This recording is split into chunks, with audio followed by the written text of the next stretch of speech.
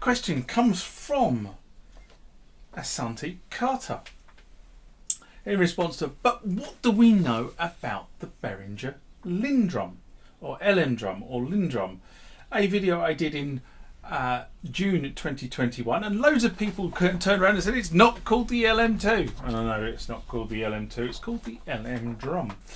And Asante writes, this is what this machine needs: high quality sample storage and browsing system, ability to use 24-bit samples in storage, and external drag and drop if there will be no converters that are 24-bit. Extensive sound dynamics, shaping effects, but also traditional effects like reverb, delay, as well as tube emulators. All inputs available to have internal effects applied to the signal, like an effects processor, even when no internal sounds are being outputted. Sampling ability to do granular synthesis, SD card slot for recording and storage like digital multitrack mixers. And do you know what, Asante? I think there is some great functionality ideas there, and let's hope somebody from the Behringer R&D team is actually watching this. Remember, like, comment, subscribe to the channel.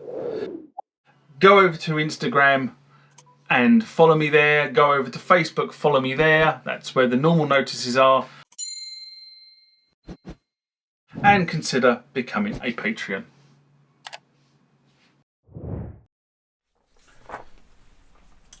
The next comment or question comes from Soft Automation in response to what music cartridges are available for the Yamaha CX5M. Video I did in January 2021. I think it was cold, if I remember correctly. And Soft Automation writes, I look forward to detailed posts about cartridges. These are deep subjects. I use several of these cartridges in my music, like the MIDI recorder and synth editors. All I can say to anyone is be grateful for what you have today. This is revolutionary gear for 1983 to 1987, but you really feel the limitations in this day and age. And I agree, you do feel the limitations, but you know, there's something quite nice about going back to Bryce Tax and being simple. I said this the other day about somebody asking me about Cubase, a very early version of Cubase, and I said, actually, you know what? It was much simpler, but more restrictive.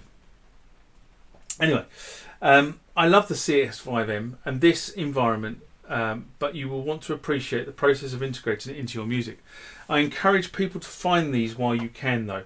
They are really cool oddities from Yamaha offering that were overshadowed by the DX7. But you can program the DX7 from a CX5M. Haha! And the DX9 as well, and the FB01, and a couple of other things that I can't think off the top of my head. Anyway, a few quick clarifications were noted. There were 3 flavours of keyboard, not 2. The YK01, which was the mini, the YK10, which was a full 48 key compact form, and the YK20, a deluxe full 48 keys with a sheet note stand. And funny enough, the YK20 is sitting just there off camera because I've been using it with my CX5M, which is also sitting just there off camera. The SFG01 versus SFG05. The built-in synth is basically a DX21, and similar synths using the 44 operator. It's not 44 operator chips.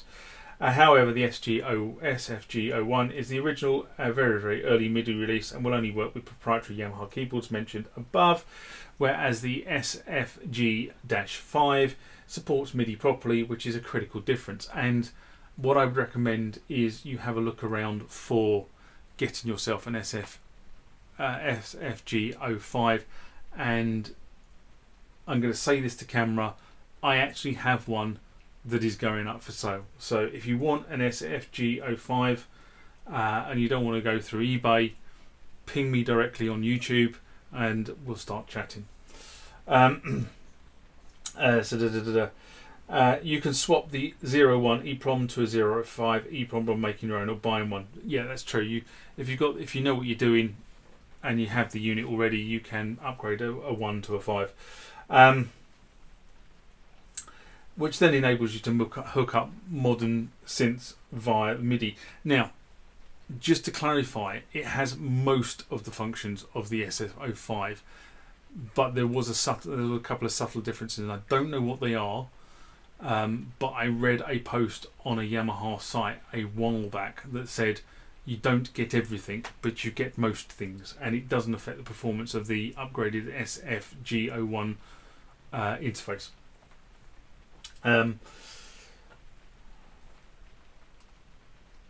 So yeah, you don't get any effects with polyphony like you mentioned with the video. The synth supports the same polyphony regardless if it's the 01 or the 05.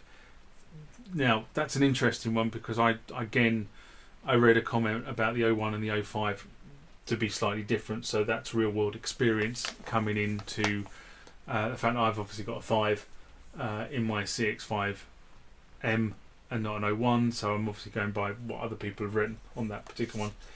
Black boxes, the later black boxes tend to be version 2 software updates or just new programs. Since everything was dependent on the cartridge you were buying your V2 literally out of the box, if you end up with a V2 program, you won't need to source a V1 unless you're a completist.